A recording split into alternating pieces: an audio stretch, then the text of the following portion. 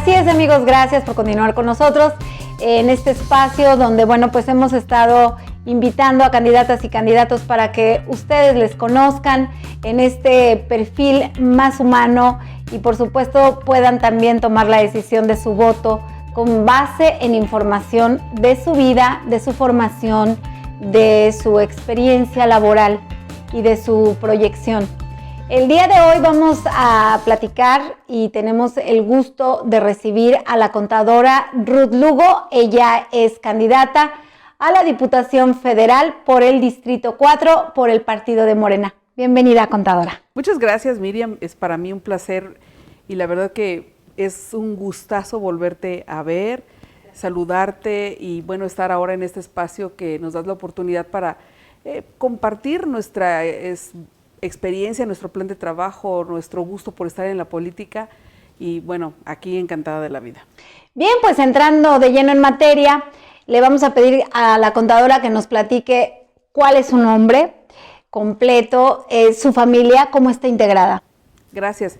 Bueno, todo el mundo me conoce como Ruth Lugo, también como la amiga Ruth, incluso en la boleta electoral así la pueden buscar, Ruth Lugo, la amiga Ruth. Sin embargo, mi nombre completo, yo soy Ruth Esperanza Lugo Martínez. Esperanza, hay quienes han dicho que es muy similar a la Esperanza de México y pudiéramos decir que la Esperanza de este distrito. Me viene bien, ¿no? Soy Ruth Esperanza Lugo Martínez. Soy originaria de Guanajuato, aquí nací, aquí crecí, aquí estudié. Formo parte de una familia con 4 hermanos, una hermana, ¿no? Y bueno, yo encantada de la vida de haber tenido una mamá tan luchona, tan entregada por sus hijos, tan golpeada también por la vida, ¿no? Como muchas mamás y muchas personas que nos puedan estar viendo, que sacó adelante a sus hijos en base a trabajo duro, porque mi mamá solamente estudió hasta sexto de primaria. Sin embargo, contó con la fortuna de ser una mujer muy fuerte, muy determinada y que no la pagó nada, sino que eso mismo la hizo ser emprendedora. Le gustó mucho el tema del comercio y ahí se fue abriendo paso. Y gracias a ella yo tengo una carrera, yo soy contador público, estudié en la Universidad de Guanajuato, estudié en la escuela Juan B. Diosdado, la escuela San Pedro, la primaria, la secundaria en la Benito Juárez. Allí hice muchísimos amigos. Y bueno, hasta la fecha tengo un grupo de WhatsApp, un chat, donde estamos algunos compañeros que venimos siendo amigos desde la primaria. Luego nos coincidimos en la secundaria o en la prepa otra vez. Estudié en la prepa oficial. Y bueno, eso ha sido padrísimo porque durante mucha parte de mi vida me puedo jactar de tener muchos amigos en los callejones, en los trabajos, en las oficinas de gobierno, también muchos alumnos porque di muchos años clase de contabilidad, de matemáticas en la Facultad de Contabilidad, en relaciones industriales, en ingeniería civil. Y híjole, tengo un montón de anécdotas de jóvenes que me encuentro ahora en León, en las compras o así en la calle, y me dicen, adiós maestra, y yo volteo y veo que son unos hombres hechos y derechos, con familia, con niños, y digo, ay, caray, bueno, fueron mis alumnos, ¿no? Sí. Y ahora estoy dando clase en ciencias políticas, un poquito ya como que cambié de lo que es mi carrera, pero también en la política también hice carrera, tengo una maestría en práctica política y comunicación, y esa parte es cuando yo determiné que me iba a dedicar a la política complementariamente a lo que es mi carrera en materia de contabilidad y fiscal, que también tengo una maestría en fiscal, decidí ser profesional en la política, prepararme para ello y seguir estudiando y preparándome porque me gusta mucho lo que hago. Lo hace muy bien, contadora. Yo creo que es una de las mujeres con una trayectoria y un reconocimiento social muy importante en Guanajuato, como muy pocas. Yo me atrevería a decir que quizá difícilmente existen personas en activo como usted, con estas capacidades. Me regreso un poquito al tema de su niñez, de su primera infancia. Platíquenos cómo fue esos recuerdos que usted tiene, cómo fue el desarrollo de su vida. Platíquenos cómo era el retrato de donde vivió, si tiene alguna posibilidad aún de conservar la posibilidad de ir a visitar ese lugar todavía. Sí, bueno, yo crecí en el barrio de La Presa. En el barrio de La Presa todavía viven allí mis hermanos. Es más, mi despacho también está en el mismo barrio, de mi despacho de contadora. Y siempre vivimos en el tramo entre el Cambio, donde está Embajadoras y Pastita, entre el Cambio y la escuela normal, como que fue ahí donde yo crecí. Primero vivíamos... Un bonito rumbo, ¿no? Muy tranquilo, sí. Siempre muy tranquilo, pero no soy de las personas fifís, dijeron nuestro presidente. Sí, porque ahí hay una zona como la parte de La Presa que se vende así, ¿no? Como muy fifí, pues, o sea, la gente de dinero de hace muchos años, ¿no? Sí. De la gente de Alcurnia, ¿no? También le conocen. Sí. Finalmente mi familia de estrato humilde, ¿no? Y que de gente de trabajo, de mucho esfuerzo, y vivimos, pero en un callejoncito, ¿no? Mis primeros años de vida los recuerdo en una privadita que estaba casi enfrente del callejón de la Hoja Seca, y que allí viví desde que nací hasta los 4 o 5 años, más o menos, y después de ahí nos fuimos a vivir en un callejón un poco más arriba por la acera de enfrente. Después del partido oficial, exoficial, el PRI, más arribita, del comité estatal, hay un callejón de los Garridos, y ahí fue donde viví la mayor parte de mi vida, desde los 5 años hasta hace hasta el 2013. ¡Qué barbaridad! Toda una vida. Toda la vida viví allí. Sí, la van a catalogar ahí también, contadora. Ese lugar es muy céntrico, muy importante. Sí. Y allí todavía en ese callejón viven mis tías y mis primas con las hermanas de mi mamá. Y bueno, ahí crecí. Y ahí nació incluso mi hijo. Ahí también, estuvimos subiendo y bajando ese callejón. Por eso siempre he querido promover que haya mucha mejora en los callejones, porque a mí me tocó subir y bajar cuando llueve, y que es, híjole, pesadilla. Es dificilísimo para los adultos mayores, para las mujeres, para los niños. Es o te esperas a que deje de llover o no salgas antes de que llueva. O sin tacones. Pero subías con tacones o sin tacones, pero de todas maneras te encontrabas piedras, nopales, víboras. A mí me tocó ver víboras así corriendo en el agua que bajaban de cerro. Yo hace rato te platicaba, yo estuve en la escuela primaria Juan B. Diosdado, y bueno, siempre bajamos caminando cuando mi mamá me llevaba hasta sexto de primaria a la escuela. La escuela está ubicada en Sangre de Cristo, y ahí conocí muchos amigos. Y me gustaría ahondar un poco por qué conozco también Guanajuato. Fíjate, mi mamá, porque te platicaba hace rato que se dedicó al comercio, mi mamá vendía ropa, zapatos, perfumes en las oficinas de gobierno, en las escuelas. Principalmente sus clientas siempre fueron mujeres, aunque también había 2 que 3 maestros de educación física, por ejemplo, me acuerdo de ellos, que le compraban cosas para sus esposas o etcétera. Y luego, cuando estábamos en clase, mi mamá vendía en las oficinas, y yo no tenía ningún problema porque eran épocas de escuela. El problema venía cuando se iban de vacaciones, y entonces duraban 2 meses los maestros de vacaciones en su casa. Y entonces, ¿cómo le hacíamos para ir a cobrar? Porque mi mamá vendía en abonos, ¿no? Y entonces teníamos que buscar a las maestras o a las personas, ir a buscarlos a su casa. Y entonces eso me dio la oportunidad de conocer muchísimos callejones, subir y bajar. Luego ya cuando estaba en la prepa, subíamos por la Alameda, era la subida oficial, normal, ¿no? Toda la subida empinada de la normal.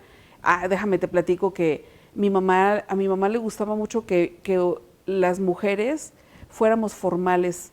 A ella no le gustaba que usara pantalón de mezclilla. Si me viera ahorita mi mamá, diría, oh, cielos.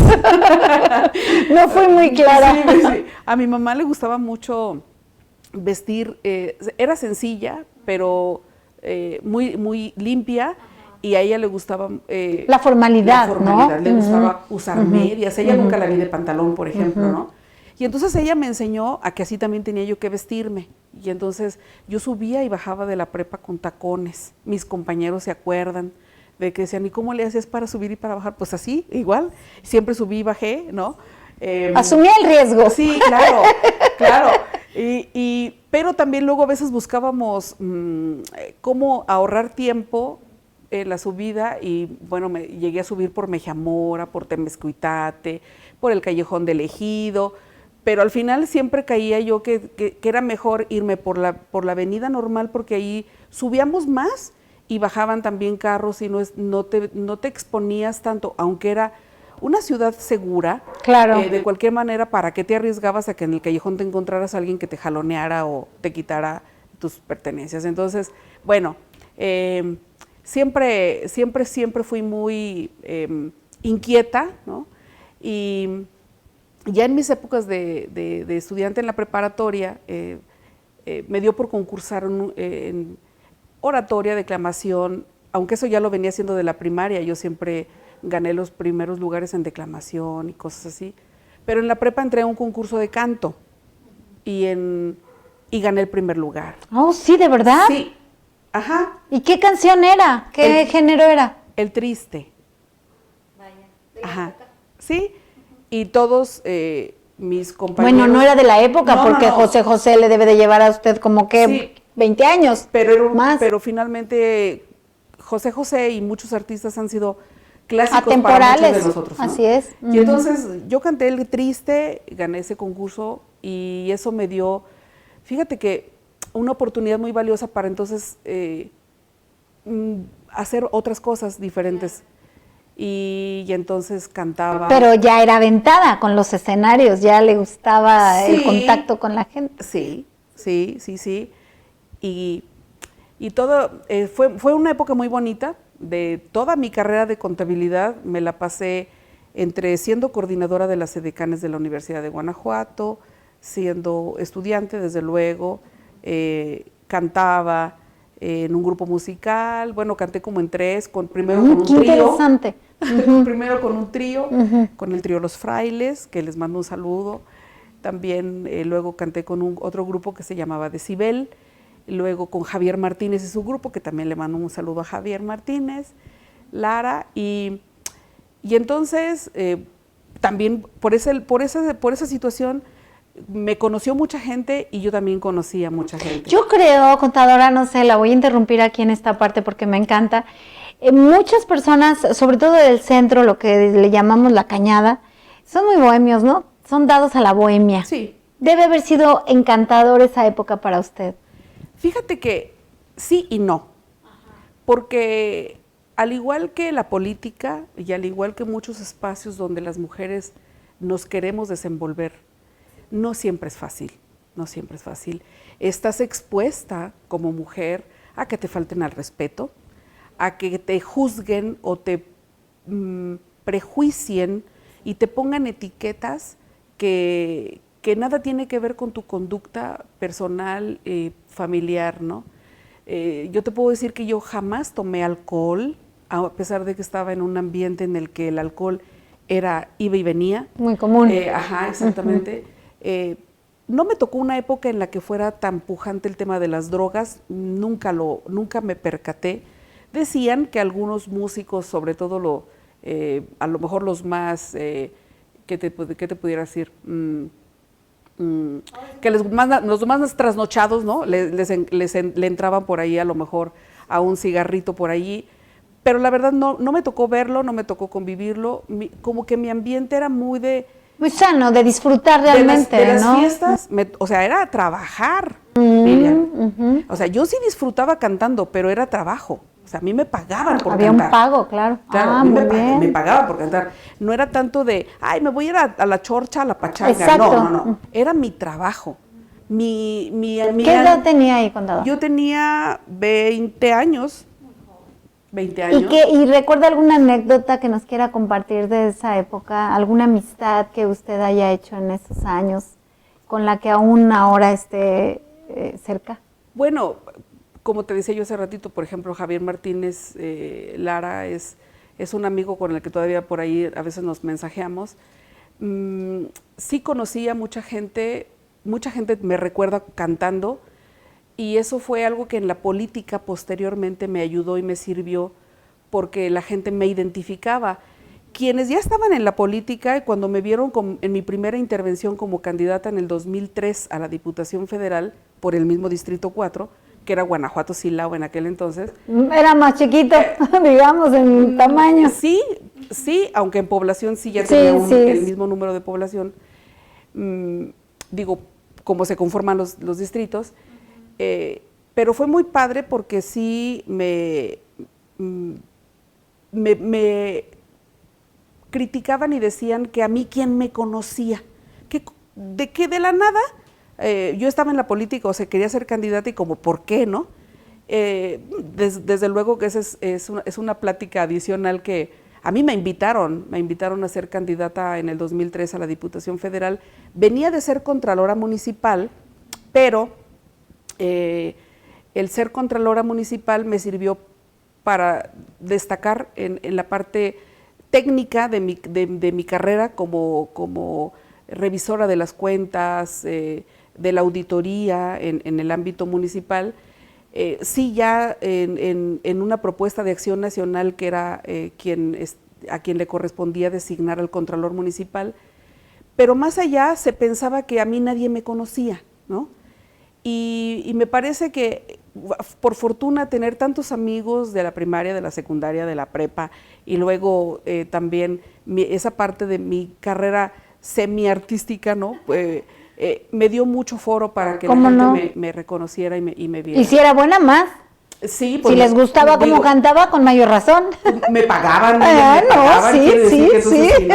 Bueno, sí, claro. Fue algo muy interesante. Yo con mis ahorros de esas épocas me pagué mi anillo de graduación, mi fiesta de graduación, y eso habla muy bonito, ¿no? por supuesto. Habla bien, ¿no? Entonces, así fui siempre muy activa, ahora me dicen en campaña que en dónde se me apaga el chip. sí, me dicen, en algún momento la contadora se le acaba la pila, se le tiene algún botón para apagársele, y les digo yo, no, lo que pasa es que siempre he sido así, muy activa, me levanto muy temprano, aguanto mucho todo el día para caminar, para tocar puertas, para ir, para venir, para hacer ya. Y cuando estuve en el Congreso ya como diputada federal en 2009-2012, tuve participación en 7 comisiones, Miriam, o sea, estaba... Regularmente los que tienen en 3 no pueden, o sea, con mucho respeto, pero no pueden. Sí, yo estaba en 7 comisiones. Qué pesado. Y sí, pero en todas ellas aprendí y también procuré aportar, y bueno, ahora que quiero ser diputada federal, quiero hacer y aportar otra vez toda mi experiencia, mi conocimiento que he adquirido todavía después del tiempo que yo estuve allí, y la vida cambia, las expectativas cambian, para las personas ahora lo que antes era importante ahora ya no lo es, y viceversa. Por ejemplo, el tema de la salud, ¿no? Ahora ya después de la pandemia entendimos que si tenías unos zapatos y no te los pusiste durante todo el año de la pandemia, y de qué te sirvió tener aretes y ropa y bienes, sí, podemos vivir mucho más básicos, ¿no? Y no salías y no te fuiste de vacaciones, y al final de cuentas lo que más querías era no enfermarte y que no falleciera tu familiar, tu amigo, y bueno, varios tuvimos pérdidas importantísimas, que fue cuando dijiste, en verdad el tema de la salud es mucho más importante que cualquier otra cosa. ¿Cómo no? Y es duro, contadora, lamento mucho este momento porque realmente sí, hemos perdido todos a alguien durante este año, algunos más cercano, algunos más desafortunadamente más a distancia, y finalmente nos debe de dejar lecciones el valorar y el reconocer que también necesitamos representantes de autoridades así, sensibles, que se sepan poner en el lugar real, no nada más en el discurso, sino en el lugar real de las demás personas, porque digamos que a veces las políticas o los políticos pues pueden entender lo que el ciudadano necesita, pero no lo comprenden porque no lo viven.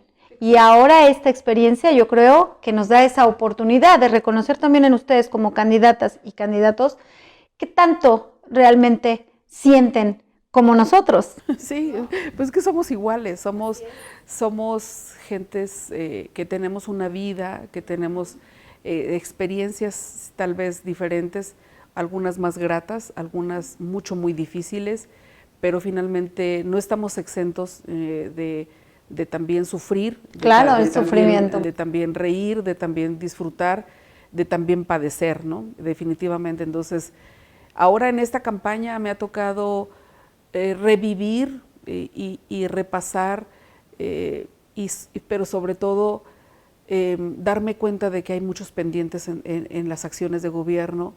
Es muy lamentable que todavía vayas a las comunidades rurales y sí, en muchas hay centros de salud, hay muchos espacios donde ya se les hizo, les llaman CAICES, les llaman unidades médicas de atención familiar, etcétera.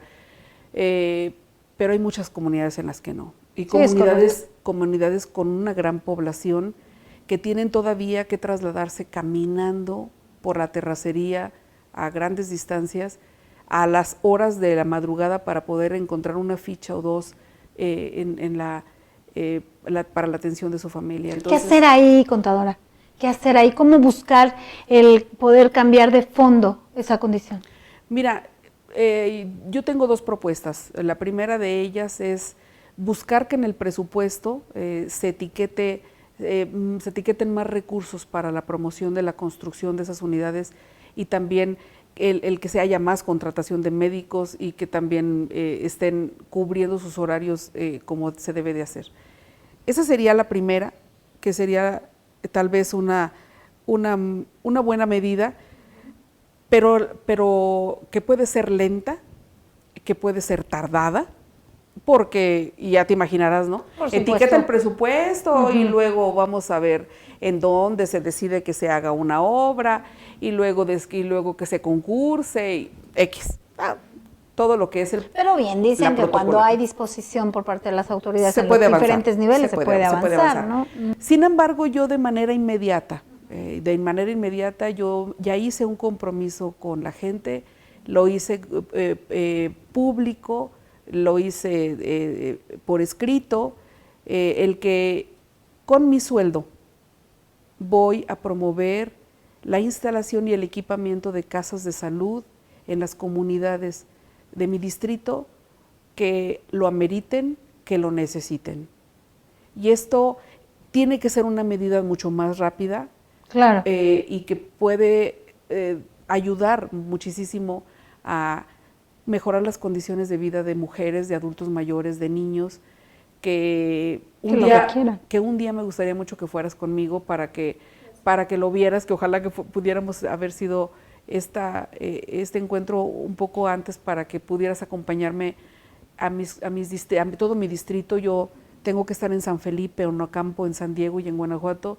Tan solo en San Felipe hay 500 comunidades rurales, muchas de ellas que tienen una gran población y son las cabeceras, y muchas comunidades que son satelitales de esa, pero que... Es un distrito complejo, como usted decía hace un momento, además con un desgaste, personalmente considero que es un desgaste más allá de lo humanamente posible. Claro. Porque las distancias son tremendas, sí, claro. Las condiciones de los caminos son espantosas en muchos lugares, sí.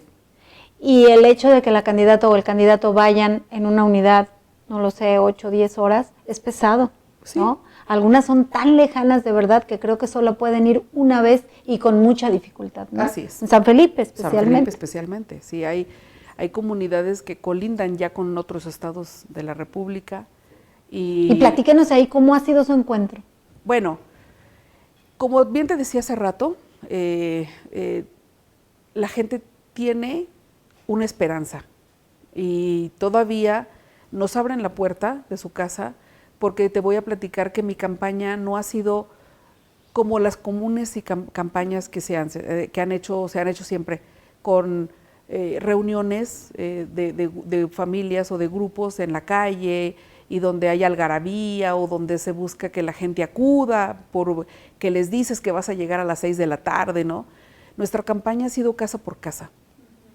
Nosotros hemos tocado las casas de las personas. Y cuando habías de ver, tocar la puerta, la persona que me acompaña viene conmigo, nuestra candidata a la Diputación Federal por Morena. Se quedan sorprendidos, ¿no? Recibirla, se asoman, así como ¿Es en ¿de serio? veras? ¿Es en serio? ¿No? Y ya sale la señora con su mandil o con su niño, porque las agarramos como en un momento de familia, de su quehacer. Incluso ahora con el tema de la pandemia, pues están hasta con mayor razón atendiendo a lo mejor a la tarea o las clases de sus hijos. Entonces, que también es otro tema dificilísimo, ¿eh? En las comunidades rurales no hay internet. Difícilmente hay luz en algunas. Les ha costado muchísimo trabajo porque tampoco hay señal de telefonía. Entonces, decir, bueno, no tiene internet, pero que contrate el teléfono. Es que tampoco agarra la señal. ¿Cómo hacen las tareas? ¿Cómo vas a estudiar a distancia? Ese fue otro gran tema y otro gran retraso que veníamos arrastrando como país, como Estado, que ha sido dificilísimo. Pero bueno, me regreso al tema de que toco a la puerta, la señora se asoma, se sorprende y dice, Ruth, o sea, y voltean y ven mi volante o un abaniquito de los que te digo que no traje para hoy, para el calor, y que vino a hacer el sustituto, ¿no? Sí, pero bueno, no nosotros lo va a dar. Ya dijo que no lo va a dar. Llegamos y, a ver, mires, yo le hago la propuesta, y la gente dice, qué bueno que vino. No había venido nadie en una comunidad que se llama Jaral, de Berrios en San Felipe. Un señor de un negocio nos dice, hemos visto cómo otros partidos políticos pasan con bandera y claxon y música y nos dicen adiós, como damas de la primavera, ¿no? Dice, es la primera candidata. Y me dijo, de toda mi vida que yo tengo de tener este negocio aquí, que ha pasado y me ha dicho, soy su candidata y aquí están mis propuestas. La felicito, y por ese simple hecho, sin haber leído lo que usted propone, le digo que cuenta con mi voto, porque gracias porque vino. ¿Cuánta distancia se ha incrementado entre la política, entre los políticos y la población? ¿No, contadora? Sí. Ese es el reflejo de esta distancia. Nos han llegado a ver como inalcanzables o gentes que tenemos a lo mejor, no sé, designios de Dios para que seamos diferentes. No, somos de carne y hueso, somos personas de trabajo. Incluso cuando yo dejé de ser diputada federal en el 2012, hace 9 años, yo me regresé a mi despacho de contadora y allí he estado, ¿no? Ahí he estado trabajando como contadora. Su trabajo normalmente. Y soy una mujer de trabajo, de mucho trabajo. Bien, y en este contexto yo quisiera hacerle una pregunta que me viene a la cabeza, que es el hecho de pensar por qué ante la dificultad de saber lo que le representa a este proceso, que es estar en una campaña y más por un distrito tan difícil, aceptar el reto. ¿Por qué? Mira, hace rato platicábamos de ser mujer y estar cantando, ¿no? Ser mujer y ganar un concurso, ser mujer y ser una contadora. En Guanajuato, recuerdo que cuando salí de la carrera me dijeron, ¿y te vas a vivir a otro lado? ¿Vas a ir a poner, a dónde vas a trabajar? ¿Vas a trabajar en gobierno? Y yo, no, yo no quiero trabajar en gobierno, yo quiero trabajar, poner mi despacho en forma independiente. Y entonces me dijeron, es que lo que más te conviene es trabajar en un gobierno, o vete a León a trabajar en una empresa zapatera o una cosa por así. Pero aquí en Guanajuato te vas a morir de hambre. Los contadores no son pujantes, y los que ya hay tienen acaparado todo el mercado. Yo sigo teniendo mi despacho hasta la fecha, y me parece que cuando a mí me dicen que no se puede, ¿sí?, me entra algo así como de que claro que sí se puede. Y se convierte no en un reto personal, sino en una firme determinación de demostrar que las mujeres podemos estar en esos espacios y en muchos otros, sacar adelante nuestra familia, sacar adelante nuestros hijos. Yo tengo solamente un hijo, pero me costó mucho trabajo sacarlo adelante. Y cuando me invitan a ser candidata de Morena a la Diputación Federal, me vi de nuevo en un proceso de ayuda, de poder resolverles a las personas en la medida de mis posibilidades algo para que estén mucho mejor. Y dije, sí, tomo el reto porque también considero que hay algo que en Guanajuato ya no queremos que sigan sucediendo. Mujeres asesinadas, 413 mujeres asesinadas en el 2020, es lamentable. Tenemos el primer lugar en todo el país con un estado inseguro para nosotras las mujeres. Y entonces dije, bueno, desde la tribuna, desde las iniciativas de ley, desde abanderar un proyecto y un programa de trabajo para y por las mujeres, debo de aceptar el reto. No me puedo quedar con los brazos cruzados. Si bien tengo mi despacho y puedo seguir allí, yo tengo socios fiscalistas con los que tenemos bastante trabajo, y tenemos corresponsalías en San Luis Potosí, en Michoacán. Pudiéramos decir que yo, Ruth, tengo la vida resuelta en mi vida, en mi ámbito profesional y personal.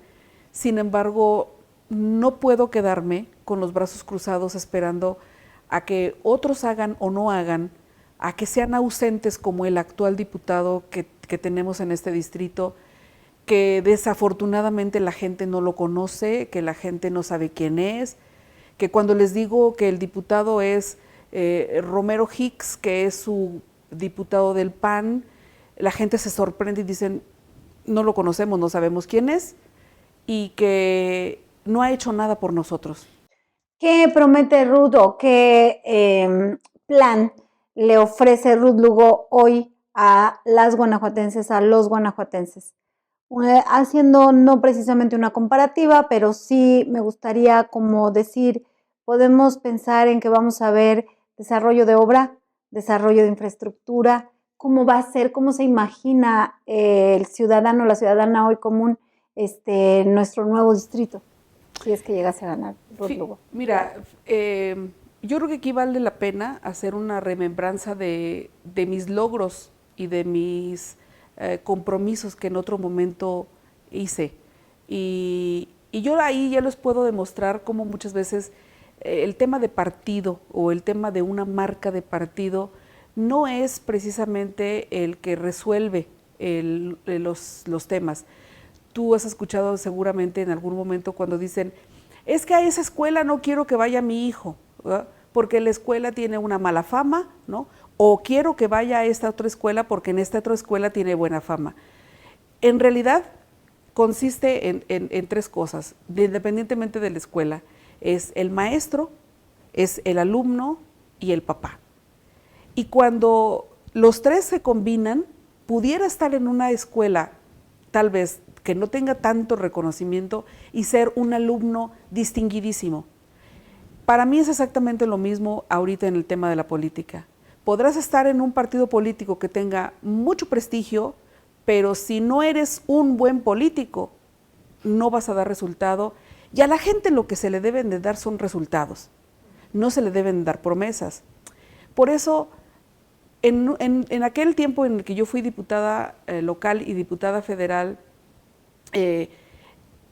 yo hice promesas de campaña que logré, que cumplí. Dije que iba a traer una universidad tecnológica para Guanajuato Capital, y el tecnológico está aquí. Un tecnológico que le dio oportunidad a los jóvenes de Guanajuato Capital a continuar sus estudios, porque antes era la Universidad de Guanajuato y la Universidad de Guanajuato. Solamente había una sopa, no había dos. Ahora el tecnológico está allí, y ese fue un compromiso de campaña mío en el 2006. Y durante los 3 años de diputada local estuve duro y dale para que se comprara el terreno, para conseguir los recursos para que se hiciera, consiguiendo los primeros maestros que dieron clase en el tecnológico, yo los recomendé. El primer patronato que existió en el tecnológico, yo fui y los busqué y les dije que por favor se involucraran en el tecnológico. El camino para llegar al tecnológico, cuando fui diputada federal, conseguí el recurso para que se hiciera el camino. Entonces, este es un ejemplo de cuando yo me propongo algo, lo busco y lo consigo. Y ahora tengo muy claro que el reto es impulsar el turismo en el distrito. Guanajuato tiene una vocación turística probada, ya sabemos todo lo que tiene Guanajuato Capital, pero San Felipe, Ocampo, San Diego también lo tienen, sobre todo San Felipe. Y quiero que sus tradiciones, sus edificios, su historia y todo lo que tienen, todo su empuje, la ruta mezcalera. Acabo de conocer las mujeres que hacen el mezcal, sería un súper reportaje si algún día quieres ir allá. Es una producción de muy buena calidad, ¿no? Pero es impresionante, pero es totalmente artesanal. Creo que les acaban de dar un premio a un productor de la zona de San Felipe hace poco en primer lugar, es muy interesante. 8 mujeres forman parte de esa asociación de Estación de Jaral. Es un mezcal que se llama Torres Mochas, totalmente hecho a mano, hasta el llenado de la botella es totalmente artesanal. Y cosas como esas, ayudarles a que su producto no se quede solamente en eso, sino que sea conseguirles la ruta de distribución, ¿no? Incluso una ruta de exportación, etcétera, ¿no? Me queda claro que la experiencia habla, me queda claro que la trayectoria que usted tiene habla, y que, bueno, pues ahí está en la mesa dispuesta esta estrategia por parte de su persona y también del partido de Morena. Entonces yo creo que pues son opciones, no cabe la comparación. En su distrito en este momento me parece francamente que es la mejor opción. Me parece que tenemos que ser muy cuidadosos al momento de votar el próximo 6 de junio, porque tenemos que observar esta parte, la propuesta, la experiencia y, por supuesto, como usted dijo, los hechos que ya han hablado por usted en otro momento, la realidad que ya se ha hecho. Entonces, pues yo le deseo todo el éxito, y antes de despedirnos me gustaría que por favor nos dejara un mensaje a la población. Nos queda claro por todas estas razones por las cuales tenemos que votar quizá por Ruth Lugo, pero ¿qué le diría a la población? Bueno, tengo varios mensajes, si tú me lo permites. El primero de ellos, decirles que tenemos una línea directa con quien podemos juntos transformar Guanajuato. Y esa línea directa es un Ruth Watts, le llamamos así para que no se les olvide, y el número es 103 34 94, 473 103 34 94. Escríbanme y sigamos construyendo un mejor México, un mejor distrito, un mejor Guanajuato. Ese es el primero. El segundo es decirles que vamos a subir a nuestra página de internet, a Ruth Lugo, www.ruthlugo.mx, y a mi página de Facebook también, a mi fanpage de Ruth Lugo. Vamos a subir dónde van a estar localizadas las casillas de la nueva sección electoral, que antes era la 878, que es esta casilla múltiple que existía en la escuela secundaria acá en la zona sur y que ahora se reconfigura a una nueva casilla, unas nuevas casillas que van desde la 3176 hasta la 3198 me parece, y que son varias casillas que ahora van a estar localizadas en diferentes espacios. Entonces ya no van a estar todas en la secundaria, sino que va a haber unas en la UDL, otras en otras primarias, en kinders, en el kinder de Arroyo Verde, pero nosotros les vamos a poner en dónde van a estar ubicadas para que no dejen de salir a votar. Es muy importante que todos ejerzan su derecho, no es una obligación, es un derecho de votar, elegir a las personas que los van a representar, que no les siga pasando lo que les está pasando ahorita a muchos que no saben quién es su diputado federal y que no saben tampoco qué hizo. Y bueno, aunque yo sí sé qué hizo, que se la pasó peleándose con el presidente nada más, el presidente Andrés Manuel, y que eso finalmente no le deja nada bueno a nuestro distrito. Y decirles como tercer y último anuncio parroquial, dijeran por ahí, es salgan a votar por Ruth Lugo este 6 de junio, salgan a votar por Ruth Lugo y por Morena. No desperdicien su voto. La única que tiene la posibilidad real de que si ustedes ya no quieren más al PRIAN y no quieren más a los mismos de siempre, le den la posibilidad a Morena, le den la posibilidad a Ruth Lugo para estar desde el Congreso Federal y decirles que yo estoy en este proyecto porque me importas tú. Muchas gracias. Muy bien, pues muchas gracias nuevamente por haber acudido a nuestro llamado y por compartirnos todos estos momentos de su vida personal y por supuesto de su proyecto. A ustedes los invitamos a que puedan seguirnos en este sitio de Reporte 2021 y puedan visitar también otras entrevistas que les hemos ya preparado con anterioridad de otras candidatas, de otros candidatos, y nuevamente el llamado, ¿no? Pues a reconocer realmente a quién quiero ver y qué es lo que yo quiero para Guanajuato al momento de hacer la crucecita el próximo 6 de junio. Hasta aquí llegamos en esta ocasión y nos vemos la próxima semana.